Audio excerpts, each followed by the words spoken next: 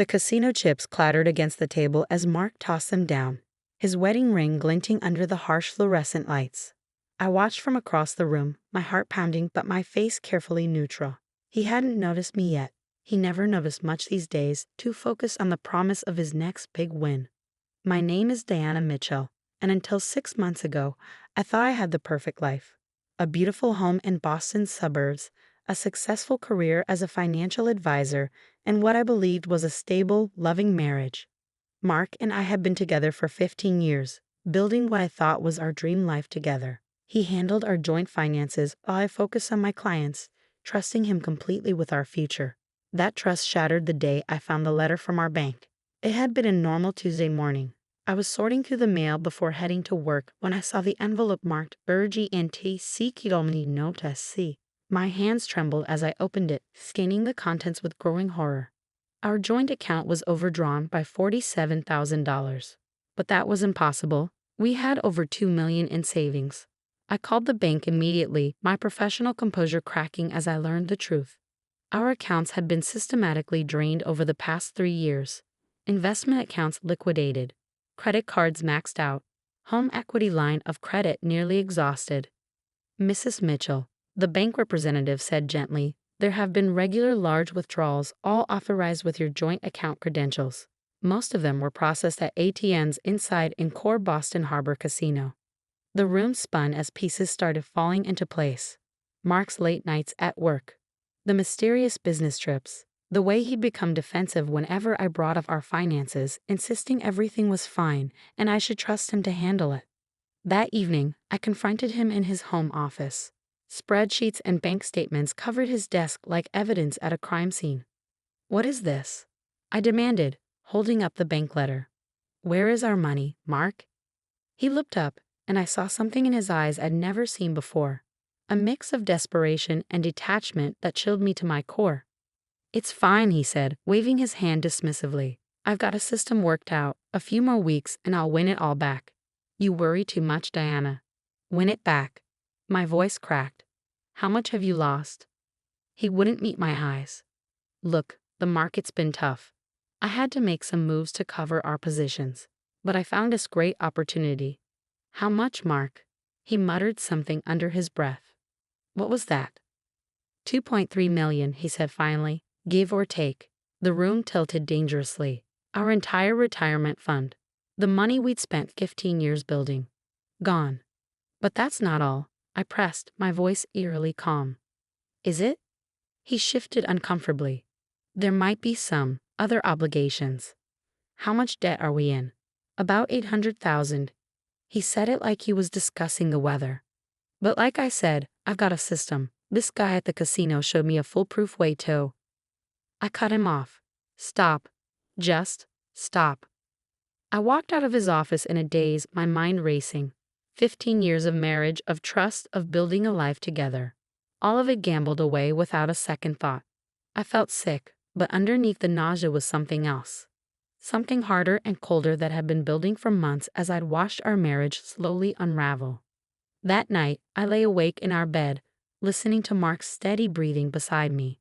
He could sleep soundly, unburdened by the weight of his betrayal. But I was wide awake, my mind crystallizing around a single thought. I had to protect myself. The next morning, I went to work as usual, but instead of meeting clients, I spent the day making calls. First to a divorce attorney recommended by a colleague, then to a forensic accountant, finally to a private investigator. "Document everything," my attorney advised. "Bank statements, credit card bills, casino receipts, anything that shows the extent of his gambling. And don't let him know you're preparing to leave. Men like this can become desperate when cornered." For the next 3 months, I played the perfect wife. I smiled and nodded when Mark talked about his system. I pretended not to notice when he came home at 3 a.m. reeking of cigarettes and desperation. I even acted concerned when he asked to borrow money from my personal account for a sure thing. But while he was losing himself in the neon glow of the casino, I was building my case. The private investigator tracked his movements, documenting every visit to the casino, every withdrawal, every loss. The forensic accountant pieced together the extent of his addiction, uncovering accounts I hadn't even known existed. The evidence was damning. Mark hadn't just gambled away our savings, he'd taken out loans in my name, forged my signature on documents, even mortgaged our house without my knowledge or consent. This is criminal behavior, my attorney said, reviewing the files. We can pursue charges if you want. I considered it, but revenge wasn't my goal. I just wanted out, and I wanted to salvage whatever I could from the wreckage of our life together. So I kept playing my part, all while methodically preparing for my escape. I opened new accounts at different banks, had my paychecks redirected, gathered important documents and irreplaceable family mementos, secured a small apartment across town under a different name. Mark noticed nothing, too consumed by his addiction to see what was happening right in front of him. He still came home talking about his latest system, about how he was due for a big win, about how everything would be fine if I just trusted him. The breaking point came sooner than I planned. I caught him in our home office late one night, hunched over my laptop, trying to access my personal accounts. "What are you doing?" I asked from the doorway, making him jump. "Deanna, I was just checking our accounts, making sure everything's in order." "No," I said quietly, "you were trying to steal from me. Again." His face darkened. "I wasn't stealing. I just need a little capital to implement my new strategy. Once I win big." "Stop." My voice was steel. "Just stop lying. To me, to yourself, to everyone." He stood up, his familiar face twisted with desperation. "You don't understand. I'm so close.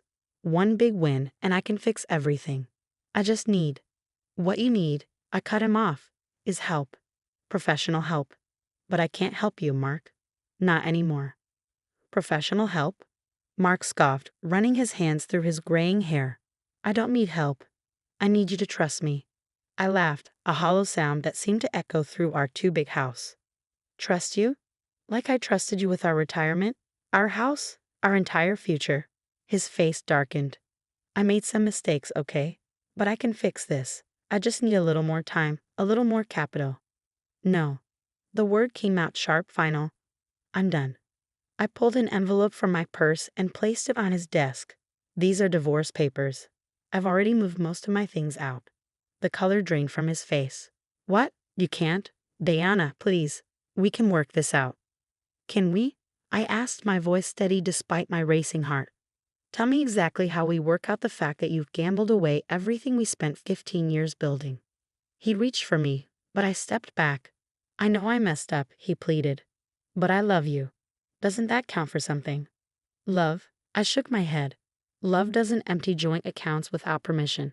Love doesn't forge signatures or take out secret loans. Love doesn't destroy someone's life and then expect them to stick around for more."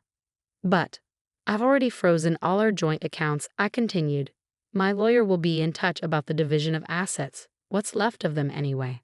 Don't try to contact me directly." As I turned to leave, he called after me, his voice cracking. "Where will you go?" "Somewhere you can't find me," I replied without looking back. "Somewhere I can start over." The next few weeks were a blur of legal meetings and financial damage control. My attorney worked to protect what assets remained while the forensic accountant continued uncovering the extent of Mark's deception. The numbers were staggering. $2.3 million in gambling losses, $800,000 in debt, multiple maxed-out credit cards, and a second mortgage I'd known nothing about. Mark didn't take it well. He alternated between desperate pleas and angry threats, showing up at my office, bombarding me with calls and texts. I documented everything, building an even stronger case for the divorce. "He's spiraling," my private investigator reported. "Spending more time at the casino, taking bigger risks. You should consider a restraining order." I didn't want it to come to that, but when Mark showed up at my new apartment one night, clearly drunk and demanding money, I had no choice. The police escorted him away, and the next day, I filed for the order. Through it all, I kept working, building my client base and reputation. My colleagues were supportive, many of them having suspected something was wrong long before I did. They helped me network, brought me new clients, gave me the professional foundation I needed to rebuild. One evening, about 2 months after I left, I received a call from an unknown number. It was the casino's security team. "Mrs. Mitchell, we have your husband here. He's caused a disturbance, accused several dealers of cheating. He keeps saying you'll vouch for him, pay his markers. I closed my eyes, fighting back tears. I'm not responsible for him anymore. We're separated, and there's a restraining order in place. Understood, ma'am. We'll handle it from here. Later, I learned he'd been arrested for disorderly conduct and assault after trying to attack a dealer. It made the local news. Respected businessman Mark Mitchell, charged with multiple offenses at Encore Boston Harbor. The arrest seemed to wake something in him. His lawyer contacted mine, finally ready to discuss a settlement. Mark agreed to enter rehab as part of the divorce agreement, acknowledging his addiction and the damage he caused. I should have felt vindicated, but mostly I felt tired. Tired of the legal battles, tired of untangling our finances, tired of watching someone I'd love destroy himself and our life together. But beneath the exhaustion was something else. Determination. I'd survived this. More than survived, I was thriving. My personal client list had grown, my reputation stronger than ever. I'd moved to a smaller but comfortable apartment, started rebuilding my savings, and most importantly, reclaimed my sense of self. 6 months after finding that bank letter, I sat in a courtroom as our divorce was finalized. Mark was there, looking smaller somehow, the rehab having stripped away his false confidence. He tried to catch my eye, but I kept my gaze forward, focused on the judge. When it was over, he approached me in the hallway. Deanna, Don't, I said quietly. Just don't. I just want you to know I'm sorry. For everything. I nodded, finally meeting his eyes. I hope you get better, Mark. I really do. But I can't be part of that journey. As I walked away, my heels clicking against the marble floor, I felt lighter than I had in months. The worst was over. Now came the part I'd been planning for, the rebuild. 1 year after the divorce, I sat in my office reviewing a client's portfolio when a familiar name popped up in my email. Mark's sister, Jennifer. I know we haven't spoken since everything happened, her message read. But I thought you should know, Mark's in trouble again. He relapsed after rehab. Borrowed money from Dad's retirement fund. They're about to lose their house. I stared at the screen, a mixture of emotions washing over me. Mark's parents had always been kind to me, treating me like their own daughter. The thought of them losing everything because of their son's addiction made my stomach turn. I'm not asking you to help, Jennifer continued. God knows you've been through enough. I just thought you deserved to know, since Dad listed you as his financial advisor years ago and never changed it. I leaned back in my chair, thinking about the man who had welcomed me into his family, who had taught me to fish on summer weekends, whose wife had shared secret family recipes with me over countless Sunday dinners. They didn't deserve this. After a moment's hesitation, I picked up my phone and dialed Jennifer's number. Tell me everything, I said when she answered. The story was grimly familiar. After rehab, Mark had stayed clean for a few months, found a job at a small accounting firm. But the addiction pulled him back, and this time, with his own assets gone and my financial guardrails no longer in place, he turned to his parents. He told them he needed money for a business opportunity, Jennifer explained, her voice tight with anger. Dad trusted him, gave him access to their accounts. By the time they realized what was happening. How much? I asked, already pulling up their file on my computer. Almost everything. Their savings, their investments. Dad even took out a second mortgage because Mark convinced him the returns would be worth it. I closed my eyes, remembering how easily Mark could persuade people when he wanted something. His charm had fooled me for years. Of course, his own parents would be even more susceptible. Send me all the paperwork, I said. Bank statements, loan documents, everything. And don't let them sign anything else. Over the next few weeks, I worked overtime, examining every transaction, every document, every possible angle.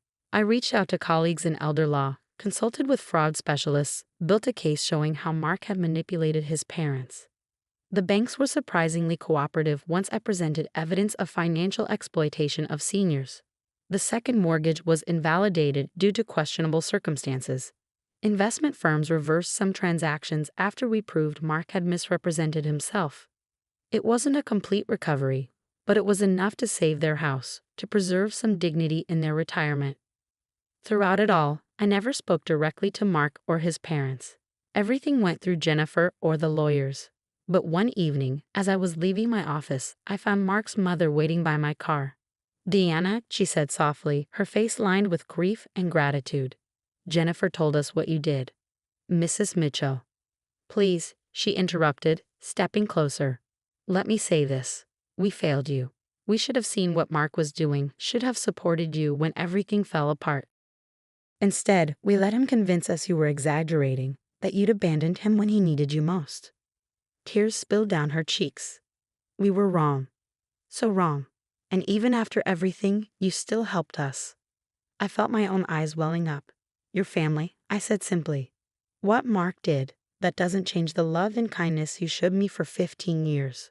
She hugged me then, and for a moment I let myself remember the warmth of Sunday dinners, of family holidays, of belonging. He's agreed to long-term treatment, she said as she pulled away. Real treatment this time, not just rehab. Maybe this time it will stick. I nodded, hoping for their sake that she was right. Today, 2 years after finding that bank letter, my life looks very different. I've built a successful practice specializing in financial recovery and protection for families affected by addiction. Many clients come to me through Jennifer, who now runs a support group for families of gambling addicts. I still think about Mark sometimes, wonder if he's finally found his way to recovery. Jennifer keeps me updated. He's still in treatment, taking it seriously this time. His parents visit him regularly but maintain strict financial boundaries. Last week, I received a letter from him. I recognized his handwriting on the envelope but didn't open it immediately. When I finally did, I found 12 pages of apology, taking responsibility for every lie, every betrayal, every moment of trust broken. You saved our family twice, he wrote. Once by leaving, forcing me to face what I'd become, and again by helping Mom and Dad when you had every right to turn away. I don't expect forgiveness, and I'm not asking to be part of your life again. I just want you to know that I understand now. I understand everything. I filed the letter away in my desk drawer, next to the final divorce papers. It didn't change anything, couldn't change anything, but it felt like closing a chapter that had been left unfinished. Sometimes clients ask me how I can do this work, how I can immerse myself in stories of addiction and betrayal day after day. I tell them the truth, that understanding financial trauma from both sides, as a professional and as a survivor, gives me a unique perspective. That helping others protect themselves and rebuild their lives helps give meaning to my own experience. The money Mark gambled away is gone, but I've rebuilt my savings, my career, my life. More importantly, I've rebuilt my trust in myself. And now that I'm stronger than I ever imagined, capable of not just surviving betrayal but of turning that pain into purpose. Last Sunday, I had dinner with Mark's parents and Jennifer. We didn't talk about Mark or the past. Instead, we shared a meal, told old stories, and enjoyed being family in a different, perhaps more honest way than before. As I drove home that night, I thought about how life's biggest betrayals can sometimes lead us exactly where we need to be. I'm not grateful for what Mark did. I'll never be grateful for that kind of betrayal, but I'm proud of who I've become because of it. A few days ago, a new client sat in my office, tears streaming down her face as she described discovering her husband's gambling addiction. She looked broken, lost, just like I had been 2 years ago. I don't know how to start over, she whispered. I reached across the desk and took her hand. Let me help you, I said. I know exactly where to begin. The rejection email arrived while I was having lunch with my stepmother, Diana. Her perfectly timed smirk told me she'd been waiting for this moment. Oh dear, she said, dabbing her lips with an expensive napkin. Was that another rejection? That's the third company this week, isn't it? I kept my face neutral as I read the email. The same polite phrasing I'd seen dozen times now. While your qualifications are impressive, we decided to pursue other candidates. Fifth company, actually, I corrected her, putting my phone away. But who's counting? My name is Olivia Chen, and at 28, I was watching my stepmother systematically destroy everything my father had spent his life building, including my career. Diana's smile widened. You know, if you just accepted my offer to work at Chen Industries in a suitable position, none of this would be necessary. By suitable position, she meant a meaningless role where she could keep me under her thumb.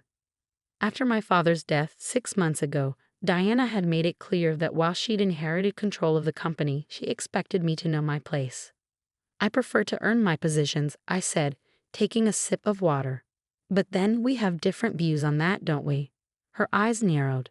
Diana had been my father's secretary before becoming his second wife 3 years ago. The ink on their marriage certificate had barely dried before his mysterious heart attack. "Careful, Olivia," she warned, her voice honey-sweet but her eyes cold. "That sharp tongue of yours is exactly why you can't find work. No one wants to hire someone with attitude problems." She wasn't even trying to hide it anymore.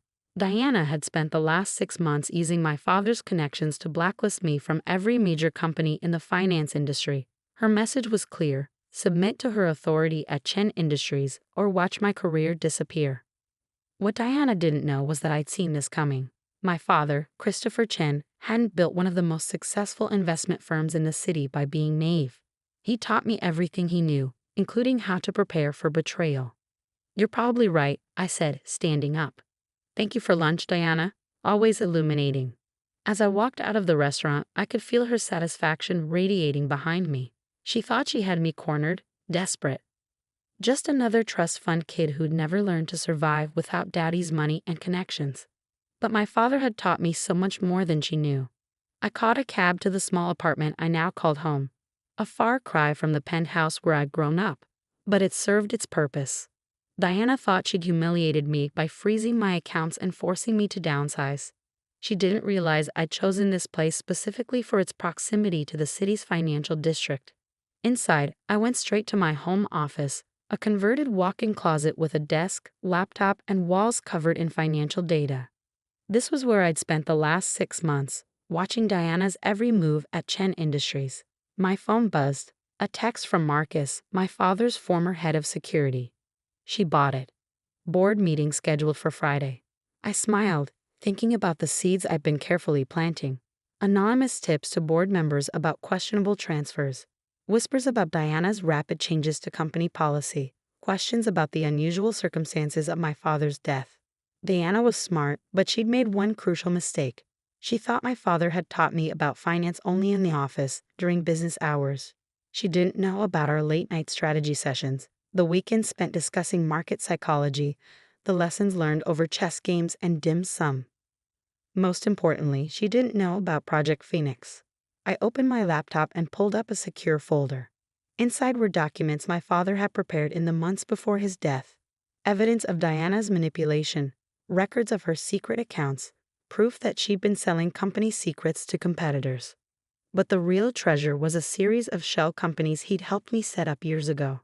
On paper, they were small investment firms spread across different countries. In reality, they were a network designed to acquire controlling interests in key companies without drawing attention.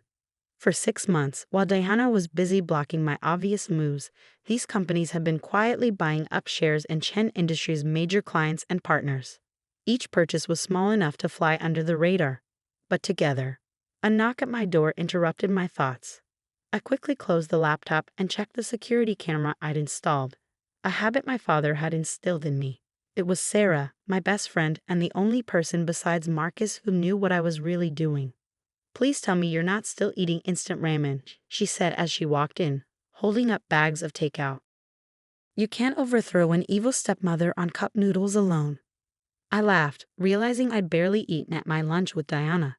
My evil stepmother actually bought me a lovely lunch today. She wanted to gloat about her latest success in ruining my life. Sarah set out containers of Chinese food. From my father's favorite restaurant, I noticed with a pang. "How many companies is it now?" "Lost count," I said, grabbing chopsticks. "But it doesn't matter.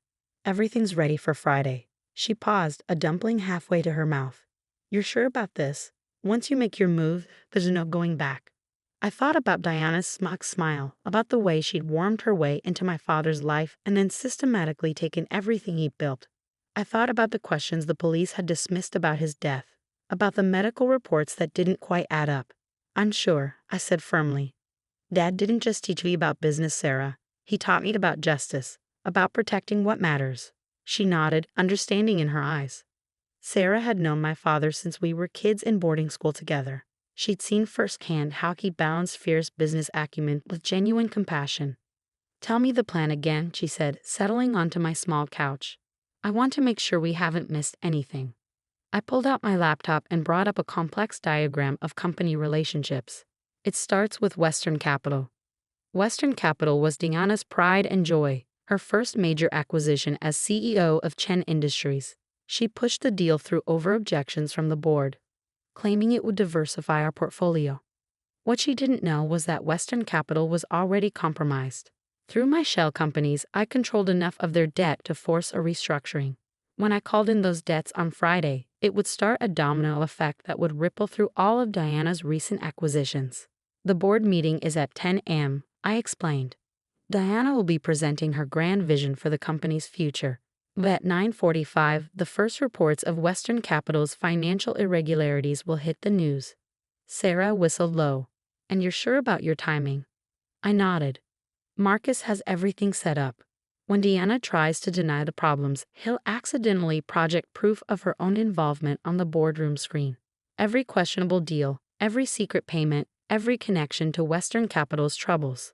And then, I said, pulling up another document, the board learns about my shell companies, about how they own not just Western Capital's debt, but controlling interests in half of Diana's pet projects. They'll realize that while she was busy playing CEO, someone else was quietly becoming kingmaker. Sarah was quiet for a moment, processing. Your dad would be proud, not just of the plan, but of how you've handled everything. I felt tears prick at my eyes but blinked them away. Now wasn't the time for emotions. Sometimes I wonder if he knew about Diana, about what she was planning. The way he prepared me taught me to look beyond the obvious. Of course he knew, Sarah said softly. Your dad didn't trust easily, especially after your mom died. He must have seen something in Diana that worried him. I thought about the last conversation I'd had with my father just days before his death. We'd been in his office late at night, playing chess like we always did. Remember, Olivia, he'd said, moving his knight into position. The most dangerous moves often look like mistakes to your opponent. Let them think they've won, and they'll never see the real threat until it's too late.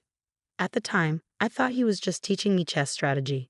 Now I wondered if he'd been preparing me for exactly this moment. A notification popped up on my laptop, another email from a company rejecting my application. But this time, instead of frustration, I felt only determination. Deanna thought she was winning, thought she'd stripped me of everything that mattered. She didn't understand that my father's real legacy wasn't his money or his company. It was everything he'd taught me about patience, strategy, and justice. Friday was coming, and with it a lesson Diana would never forget. Friday morning dawned clear and cold. I stood in front of my mirror, adjusting the suit I hadn't worn since my father's funeral. Today it felt like armor. My phone buzzed with a text from Marcus. Everything's in place. Board members arriving early. She suspects nothing. I took one last look around my small apartment, at the financial charts covering the walls, the empty takeout containers from late-night planning sessions, the chess set positioned exactly as my father had left it in our last game. After today, everything would change. The cab ride to Chen Industries felt surreal. The last time I entered the building had been the day Deanna had security escort me out, making a show of revoking my access. Now I walked through the lobby openly, head held high. Ms. Chen. The security guard looked uncertain. I'm not sure you're allowed. She's with me. Marcus appeared, badge already out. Board's special request. In the elevator, Marcus briefed me quietly. Diana's been in her office since dawn, preparing for her presentation. She's got the whole board convinced Western Capital is about to announce record profits. I checked my watch. 9:15 a.m. Has Ace set up the projector like we discussed? He nodded, a grim smile on his face. Everything's ready, though I still think you should have let me look deeper into your father's death. One battle at a time, I said as the elevator doors opened. Today is about the company. Justice for Dad. That's next. The boardroom was filling up when we arrived. I recognized most of the faces, people who'd known me since childhood, who'd watched me learn the business from my father. A few nodded slightly, others looked away uncomfortably. Deanna swept in at 9:30, immaculate in an expensive suit, her confidence radiating. She faltered slightly when she saw me but recovered quickly. Olivia, darling, she said loudly. How unexpected. The board meeting is private. Actually, Robert Chen, my father's oldest friend and head of the board, interrupted. We invited Olivia. Given the concerns raised about recent company decisions, we felt it appropriate to have all Chen family members present. Diana's smile tightened almost imperceptibly. Of course. though I wasn't aware Olivia had any remaining connection to the company. Blood is blood, Robert said firmly. Please begin your presentation. As Diana launched into her carefully prepared speech about growth metrics and strategic acquisitions, I watched the clock. 9:40, 9:42. At exactly 9:45, phones around the room began buzzing. Board members glanced down, faces growing concerned. Is something wrong? Diana asked, noticing the distraction. Robert cleared his throat. Diana, we're seeing some disturbing news about Western Capital. Something about hidden debts and irregular trading patterns. Impossible, Diana said smoothly. I personally oversaw the acquisition. Their financials are solid. Are they? I spoke for the first time, nodding to Marcus. The projector screen behind Diana suddenly filled with documents, internal memos, bank transfers, encrypted emails between Diana and Western Capital's CEO. What is this? She demanded, spinning around. The truth, I said, standing up. About Western Capital. About how you've been selling company secrets. About everything. For the next 30 minutes, I laid out my evidence. How Diana had orchestrated the Western Capital deal to hide her own illegal activities. How she'd been systematically weakening Chen Industries while strengthening her personal position. This is nonsense, she sputtered. You're just a bitter child who couldn't handle losing Daddy's company. Speaking of my father, I said quietly, should we discuss the irregularities in his medical reports? The missing security footage from the night he died? Or should we focus on how my shell companies now control most of your recent acquisitions? The color drained from her face. Shell companies? What shell companies? I pulled up another document showing the complex network of companies I built. Did you really think my father only taught me what you saw in the office? Every time you blocked me from a job, these companies bought more shares. Every time you flaunted your power, you were actually helping me gain control. The boardroom erupted in chaos. Board members demanded explanations. Diana tried to deny everything, but the evidence was overwhelming. Mrs. Chen, Robert said heavily, in light of these revelations, the board is calling for an immediate vote of no confidence. You can't do this, she hissed. I'm Christopher's widow. And I'm his daughter, I cut in. The daughter he spent years preparing for exactly this moment. Check your contracts, Diana. Really check them. Those shell companies don't just own shares in our partners. They own controlling interest in your personal holding companies too. She staggered slightly, realization dawning. The offshore accounts, all traced back to you. The SEC will be particularly interested in those. The next few hours passed in a blur of lawyers, statements, and signatures. Diana was removed as CEO, pending criminal investigation. The board appointed me interim chief executive, with Robert as special advisor. By sunset, I was sitting in my father's old office, my office now, looking out over the sea. The chess set he kept on his desk was exactly as I remembered it. Sarah found me there, 2 glasses of champagne in hand. Your dad would be popping champagne right now, she said, handing me one. His daughter, not just beating them at their own game, but creating a whole new one. I smiled, thinking of all his lessons. The game's not over yet. There's still the question of his death. One battle at a time, remember? She clinked her glass against mine. Today was about taking back what's yours. Tomorrow we get justice. A knock at the door interrupted us. Marcus, with a stack of files. Found these in Diana's personal safe, he said. Thought you might be interested. The files contained everything. Proof of Diana's long game, her manipulation of my father, and most importantly, evidence of what really happened the night he died. Well, Sarah said, looking at the files. Looks like tomorrow came early. I picked up the queen from my father's chess set, remembering his words about letting opponents think they'd won. Diana had thought she was playing chess while I was playing checkers.